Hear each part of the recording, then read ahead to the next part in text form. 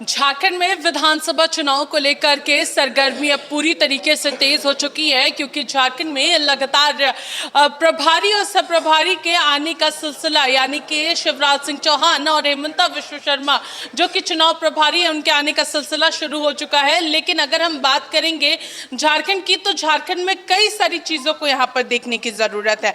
इस वक्त हमारे साथ मौजूद है बीजेपी के विधायक नीलकंठ सिंह मुंडा और हम लोग इनसे बातचीत करेंगे।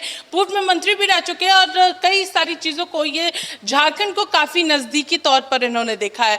नीलकंठ जी, आपने झारखंड को काफी नजदीकी तौर पर देखा है और वर्तमान स्थिति जो है वो, उसे आप कैसे देखते हैं? क्या कुछ देखने को मिल रहा है? क्योंकि सत्ता पक्ष कह रही है कि अगर बीजेपी अभी चुनाव कराती है तो फिर इस बार पूरी तरीके से बीजेपी साफ हो जाएगी, ये उनके ओर से कहा जाए। झारखंड का काफ़ी नज़दीक से नहीं, मैं झारखंड का खुद हूँ, इसलिए झारखंड के सारी चीज़ों के बारे, वस्तु स्थिति के बारे में जानकारी है।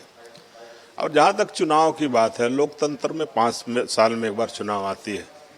इससे पहले भी पार्लियामेंट की चुनाव हुई, जिसमें हम लोगों ने 52 विधानसभा सीटों पर आगे रहे। और इस बार नवंबर दिसंबर में फिर यहाँ पर विधानसभा की चुनाव होगी। और इस चुनाव में निश्चित रूप से भारतीय जनता पार्टी का चूँकि संगठन इतना मजबूत है और भारतीय जनता पार्टी को लोग, यहाँ के लोग इतना नज़दीक से जानते हैं कि ये कोई यदि हमारे लिए काम करेगा तो वो भारतीय जनता पार्टी, चूँकि राज्य को भी भारतीय जनता पार्टी ने ही अलग प्रांत बना करके दिया है, तो राज्य के प्रति जो भारतीय जनता पार्टी का जो विचार रहा है कि यहाँ के लोगों को हम अलग करके प्रांत दे देंगे तो यहाँ का विकास भारतीय जनता पार्टी करेगी। इसलिए भारतीय जनता पार्टी ही पूरे झारखंड का विकास का काम करेगी। जहाँ तक सत्ता पक्ष की बात है, चूँकि वो भी राजनीति करते हैं, तो राजनीति करते हैं तो जिस तरह हम यहाँ देख रहे हैं अभी कि 2019 में जिन जिन विषयों को लेकर के, जिन जिन वादा को लेकर के यहाँ पर सरकार बनाने का काम किए, ये सारे क्षेत्रों में ये राज्य सरकार फेल है। अब पब्लिक, जनता यहाँ जान गई है।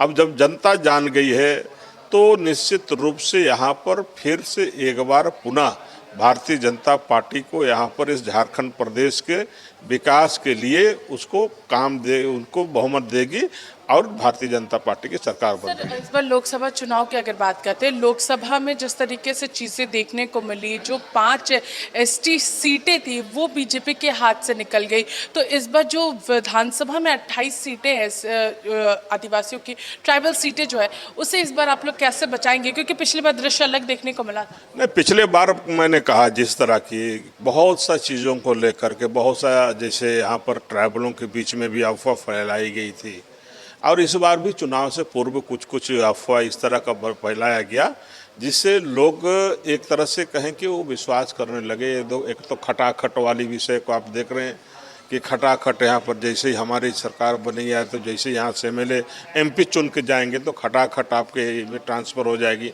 तो इस तरह अनेकों, जैसे संविधान बदलेगा या अनेकों आदिवासियों के बीच में जा कर के एक तरह से इन्होंने बरगलाने का काम किया। अब यहाँ की जनता उस पर विश्वास नहीं करते हुए, चूँकि विधानसभा का चुनाव स्थानीय स्तर पर होता है, तो स्थानीय स्तर पर विधानसभा का चुनाव होगा तो स्थानीय जो समस्याएं हैं, जो झारखंड में जो समस्या है, उस समस्या को यहाँ की पब्लिक उजागर करेगी और वोट भारतीय जनता पार्टी को देगी। इस बार आप क्या क्या मुद्दों को लेकर के जाने वाले जनता के बीच, ये काफ़ी महत्वपूर्ण हो जाएगा?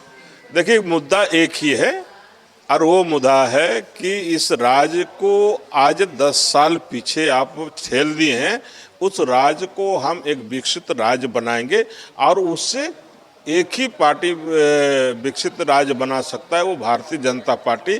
और ऐसे दल और ऐसी पार्टी जिसकी जो सरकार अभी है उसको मुक्त करना और उसको मुक्त करके हम आगे लड़ने का काम करेंगे, यही हमारी विषय रहेगी। तो ये हमारे साथ है नीलकंठ सिंह मुंडा, जो कि हमारे साथ बातचीत कर रहे थे और उन्होंने बताया कि क्या कुछ इस बार मुद्दे रहने वाले हैं और क्या कुछ तैयारियां रहेंगी। फिलहाल इस खबर में हमारे साथ इतना ही। सहयोगी उमेश के साथ मैं पूजा दुबे, 99 न्यूज़, रांची।